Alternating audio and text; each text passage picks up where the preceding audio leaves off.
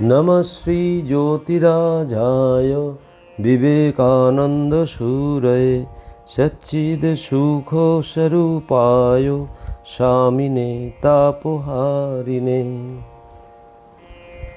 স্বামী শিষ্য সংবাদ অষ্টাদশ বল্লী।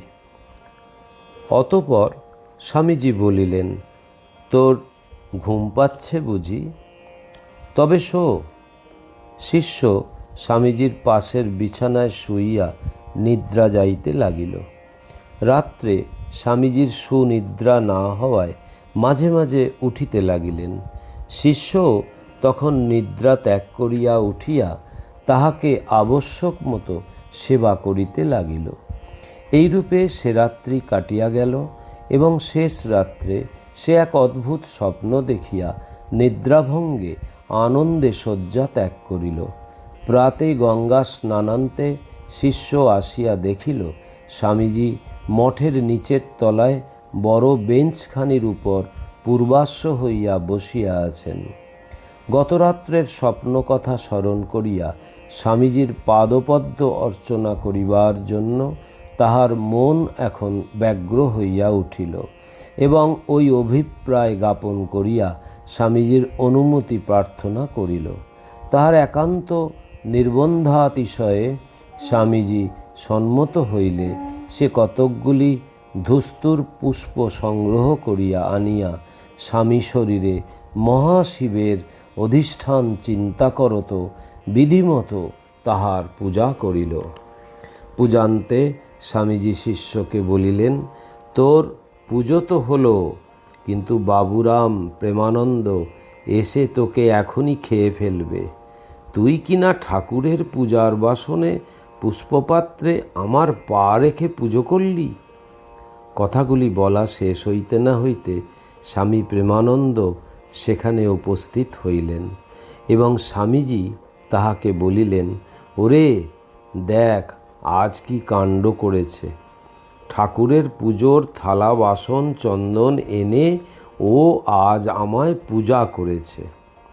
স্বামী প্রেমানন্দ মহারাজ হাসিতে হাসিতে বলিলেন, তা বেশ করেছে, তুমি আর ঠাকুর কি ভিন্ন? কথা শুনিয়া শিষ্য নির্ভয় হইল। শিষ্য গোরা হিন্দু, অখাদ্য দূরে থাকুক, কাহারও স্পৃষ্ট দ্রব্য পর্যন্ত খায় না। এজন্য স্বামীজি শিষ্যকে কখনো কখনো ভট্টাচ বলিয়া ডাকিতেন। প্রাতর জলযোগ সময়ে বিলাতি বিস্কুটাদি খাইতে খাইতে স্বামীজি সদানন্দ স্বামীকে বলিলেন, ভট্টাচকে ধরে নিয়ে আয় তো। আদেশ শুনিয়া শিষ্য নিকটে উপস্থিত হইলে স্বামীজি ওই সকল দ্রব্যের কিঞ্চিৎ তাহাকে প্রসাদস্বরূপে খাইতে দিলেন। শিষ্য দ্বিধা না করিয়া তাহা গ্রহণ করিল দেখিয়া স্বামীজি তাহাকে বলিলেন, আজ কি খেলি তা জানিস? এগুলি মুরগির ডিমের তৈরি। উত্তরে সে বলিল, যাহাই থাকুক, আমার জানিবার প্রয়োজন নাই। আপনার প্রসাদরূপ অমৃত খাইয়া অমর হইলাম। শুনিয়া স্বামীজি বলিলেন, আজ থেকে তোর জাত বর্ণ আভিজাত্য পাপ পুণ্যাদি অভিমান জন্মের মতো দূর হোক, আমি আশীর্বাদ করছি। স্বামীজির সেদিনকার অযাচিত অপার দয়ার কথা স্মরণ করিয়া শিষ্য মানব জন্ম সার্থক হইয়াছে মনে করে। অপরাহ্নে স্বামীজির কাছে অ্যাকাউন্টেন্ট জেনারেল বাবু মন্মথনাথ ভট্টাচার্য উপস্থিত হইলেন। আমেরিকা যাইবার পূর্বে মাদ্রাজে স্বামীজি অনেক দিন ইহার বাটিতে অতিথি হইয়াছিলেন এবং তদবধি ইনি স্বামীজিকে বিশেষ ভক্তি শ্রদ্ধা করিতেন। ভট্টাচার্য মহাশয় স্বামীজিকে পাশ্চাত্য দেশ ও ভারতবর্ষ সম্বন্ধে নানা কথা জিজ্ঞাসা করিতে লাগিলেন। স্বামীজি তাহাকে ওই সকল প্রশ্নের উত্তর প্রদান ও নানা রূপে আপ্যায়িত করিয়া বলিলেন, একদিন এখানে থেকেই যান না। মন্মথবাবু তাহাতে আর একদিন এসে থাকা যাবে বলিয়া বিদায় গ্রহণ করিয়া নিচে নামিতে নামিতে জনৈক বন্ধুকে বলিতে লাগিলেন, ইনি যে পৃথিবীতে একটা মহাকাণ্ড করে তবে ছাড়বেন তা আমরা পূর্বেই মাদ্রাজে টের পেয়েছিলুম। এমন সর্বতোমুখী প্রতিভা মানুষে দেখা যায় না। স্বামীজি মন্মথবাবুর সঙ্গে সঙ্গে গঙ্গার ধার অবধি আসিয়া তাহাকে অভিবাদন করিয়া বিদায় দিলেন এবং ময়দানে কিছুক্ষণ পাদচারণা করিয়া বিশ্রাম করিতে গেলেন। ঊনবিংশ বল্লী, স্থান বেলুর ভাড়াটিয়া মঠবাটি, বর্ষ 1898 খ্রিস্টাব্দ। শিষ্য আজ প্রাতে মঠে আসিয়াছে। স্বামীজির পাদপদ্ম বন্দনা করিয়া দাঁড়াইবা মাত্র স্বামীজি বলিলেন, কি হবে আর চাকরি করে? না হয় একটা ব্যবসা কর। শিষ্য তখন এক স্থানে একটি প্রাইভেট মাস্টারি করে মাত্র। সংসারের ভার তখনও তাহার ঘাড়ে পড়ে নাই। আনন্দে দিন কাটায়। শিক্ষকতা কার্য সম্বন্ধে শিষ্য জিজ্ঞাসা করায় স্বামীজি বলিলেন, অনেক দিন মাস্টারি করলে বুদ্ধি খারাপ হয়ে যায়, জ্ঞানের বিকাশ হয় না। দিন রাত ছেলের দলে থেকে থেকে ক্রমে জড়বৎ হয়ে যায়, আর মাস্টারি করিসনি। শিষ্য, তবে কি করিব? স্বামীজি, কেন? যদি তোর সংসারই করতে হয়, যদি অর্থ উপায়ের স্পৃহাই থাকে, তবে যা, আমেরিকায় চলে যা। আমি ব্যবসায়ের বুদ্ধি দেব, দেখবি 5 বছরে কত টাকা এনে ফেলতে পারবি। শিষ্য, কি ব্যবসায় করিব? টাকাই বা কোথা হইতে পাইব? স্বামীজি, পাগলের মতো কি বকছিস? ভেতরে অদম্য শক্তি রয়েছে, শুধু আমি কিছু নই ভেবে ভেবে বীর্যহীন হয়ে পড়েছিস। তুই কেন, সব জাতটা তাই হয়ে পড়েছে। একবার বেরিয়ে আয়, দেখবি ভারতে তোর দেশে লোকের জীবন প্রবাহ কেমন তরতর করে প্রবল বেগে বয়ে যাচ্ছে, আর তোরা কি করছিস? এত বিদ্যা শিখে পরের দরে ভিখারির মতো চাকরি দাও বলে চেঁচাচ্ছিস। জুতো খেয়ে খেয়ে দাসত্ব করে করে তোরা কি আর মানুষ আছিস? তোদের মূল্য এক কানা করিও নয়। এমন সজলা সফলা দেশ, যেখানে প্রকৃতি অন্য সকল দেশের চেয়ে কোটি গুণে ধনধান্য প্রসব করছেন, সেখানে দেহ ধারণ করে তোদের পেটে অন্ন নেই, পিঠে কাপড় নেই। যে দেশের ধনধান্য পৃথিবীর সকল দেশে সিভিলাইজেশন সভ্যতা বিস্তার করেছে, সেই অন্নপূর্ণার দেশে তোদের এমন দুর্দশা।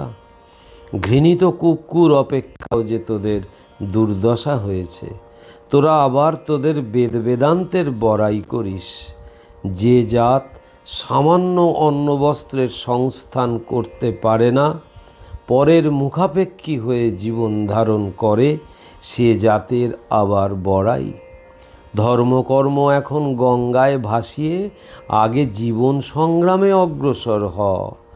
ভারতে কত জিনিস জন্মায়, বিদেশি লোক সেই র মেটেরিয়াল কাঁচা মাল দিয়ে তার সাহায্যে সোনা ফলাচ্ছে, আর তোরা ভারবাহী গর্ধবের মতো তাদের মাল টেনে মরছিস।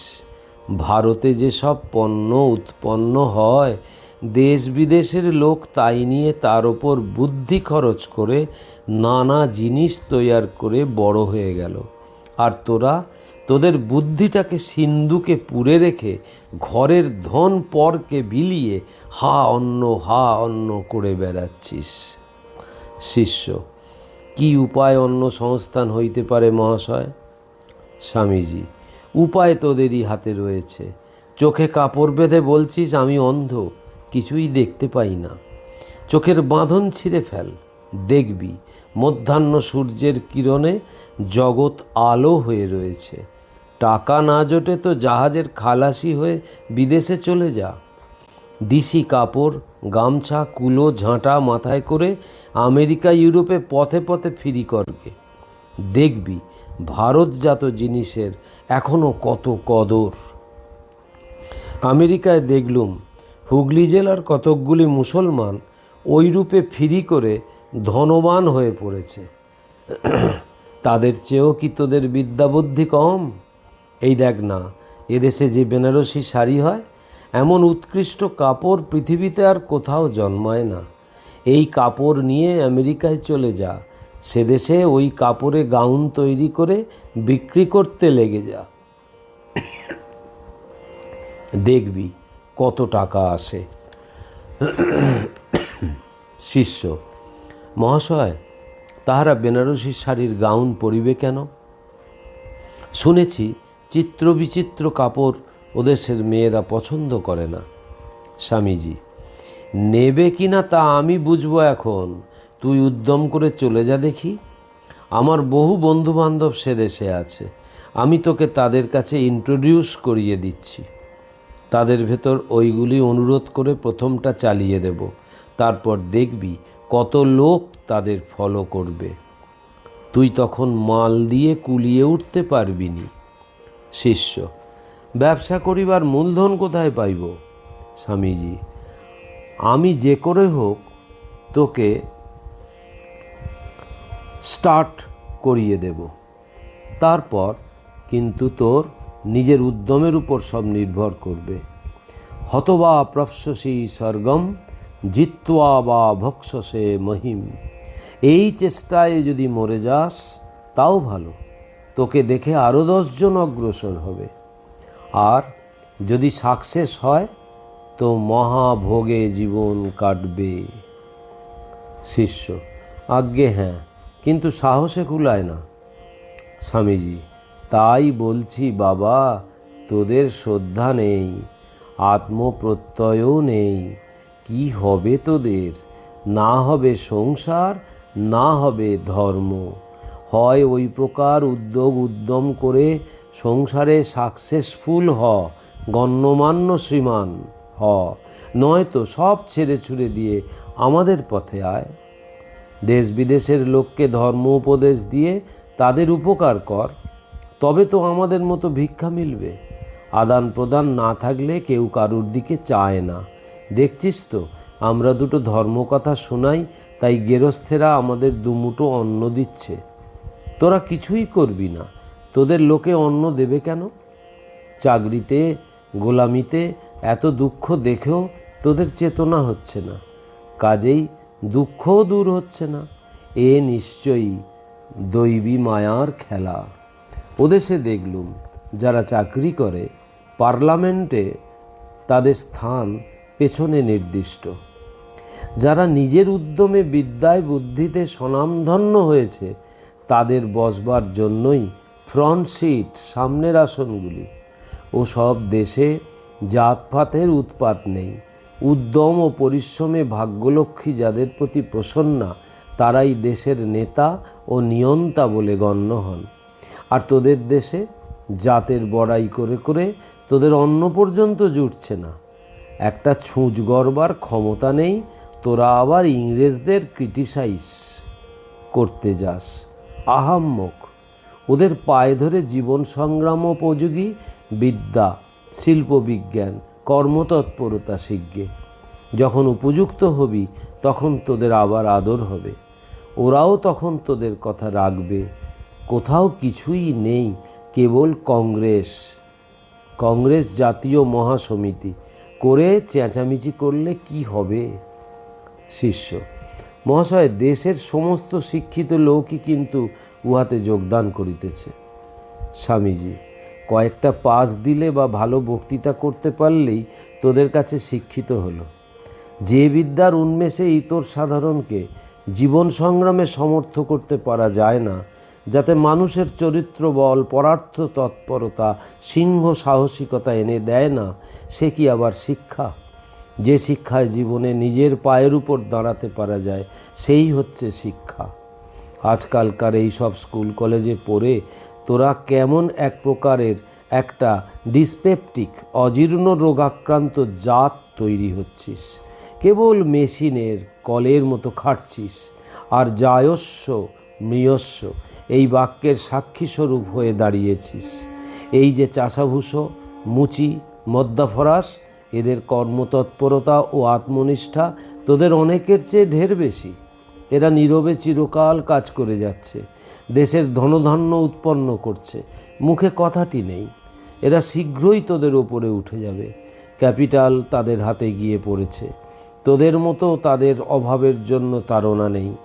বর্তমান শিক্ষায় তোদের বাহ্যিক হালচাল বদলে দিচ্ছে, অথচ নূতন নূতন উদ্ভাবনী শক্তির অভাবে তোদের অর্থাগমের উপায় হচ্ছে না। তোরা এইসব সহিষ্ণু নীচ জাতদের ওপর এতদিন অত্যাচার করেছিস, এখন এরা তার প্রতিশোধ নেবে। আর তোরা হা চাকরি জো চাকরি করে করে লোপ পেয়ে যাবি। परतत्ते सदा लीनो रामकृष्ण समज्ञया यो धर्मो स्थापनो रतो वीरे शान्तं नमाम्यहम्। श्रीरामकृष्णार्पणमस्तु।